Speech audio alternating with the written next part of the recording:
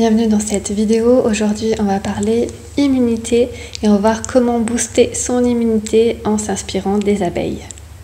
Les abeilles sont sur Terre depuis 100 millions d'années et leur patrimoine immunitaire est très riche. Elles possèdent dans leur génome un capital d'informations capable de fabriquer de bons outils pour affronter les agents pathogènes. Elles agissent plus vite que les microbes et adaptent sans cesse leur défense pour rester en vie. Les abeilles ont beaucoup à nous apprendre. Elles vivent sans rien détruire et en fécondant leur environnement.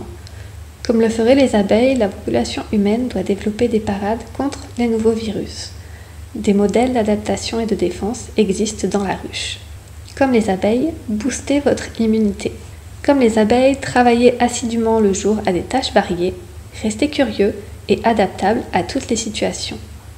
Comme les abeilles, faites de la méditation. Les abeilles font de courtes pauses en mettant leur physiologie au repos plusieurs fois par jour.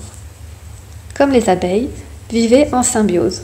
Votre flore cutanée, intestinale et générale a besoin de bons micro-organismes utiles qui boostent votre immunité et qui se trouvent dans le miel cru, la propolis locale et bio, le pollen polyfloral, la gelée royale fraîche et dans beaucoup d'autres aliments simples.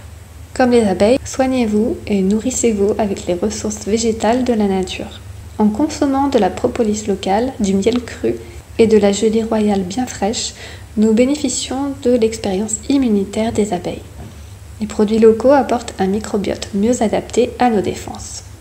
Voyons ensemble en détail 4 produits de la ruche. En premier, la propolis. Produite par les abeilles dans le fabuleux laboratoire de la ruche, elle est un étrange bouquet résineux mêlé aux sécrétions des abeilles. Ce rempart de la ruche est une protection active constamment renouvelée et améliorée.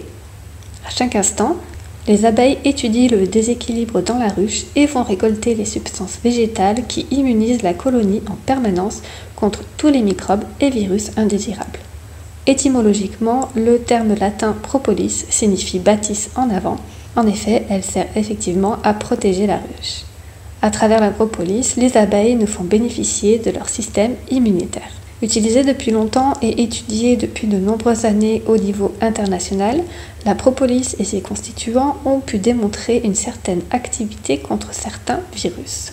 La propolis a été étudiée in vitro pour ses nombreuses activités biologiques et pharmacologiques, telles que des activités antioxydantes, anti-infectieuses, antibiotiques et antifongiques, notamment contre le candida albicans, antibactériennes, anti-inflammatoires ou encore antitumorales. Des études récentes montrent une action favorable de la propolis sur l'immunité. Attention, la propolis et les produits de la ruche doivent toujours être utilisés avec parcimonie et des doses bien adaptées à chacun. Lisez les conseils d'utilisation indiqués et demandez conseil aux praticiens de santé si besoin. Cessez l'utilisation en cas de réaction de sensibilité excessive. La propolis et les autres produits de la ruche ne sont pas considérés légalement comme des médicaments, mais des aliments ou des ingrédients cosmétiques, car leur composition est variable en fonction des plantes qui entourent les abeilles, mais également en fonction du sol et du climat. Et la réglementation ne permet pas de recommandations santé pour les produits non standardisés. En deuxième, on trouve la gelée royale. Elle accroît la vitalité. Préférez-la bio, fraîche et française et évitez les gelées royales lyophilisées mises sous gaz. Les éléments de la gelée royale sont fragiles et ne résistent pas aux différentes transformations. Le label bio AB apposé sur la gelée royale n'oblige pas à mentionner avec précision sa provenance et ainsi, tout en étant bio, elle peut venir de Chine, avoir été congelée et décongelée plusieurs fois avec un bilan carbone élevé et une main-d'œuvre sous-payée. En numéro 3, le miel.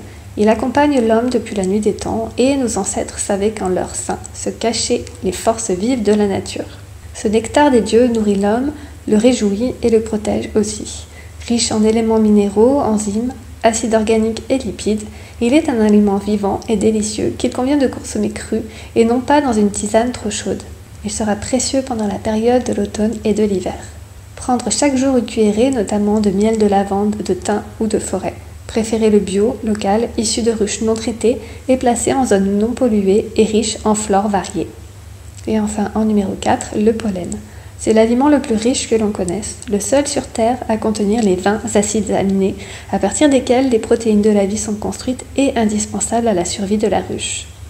De plus, ces protéines sont très faciles à assimiler car libres. Le pollen d'abeille est tonifiant, stimulant et nettement euphorisant.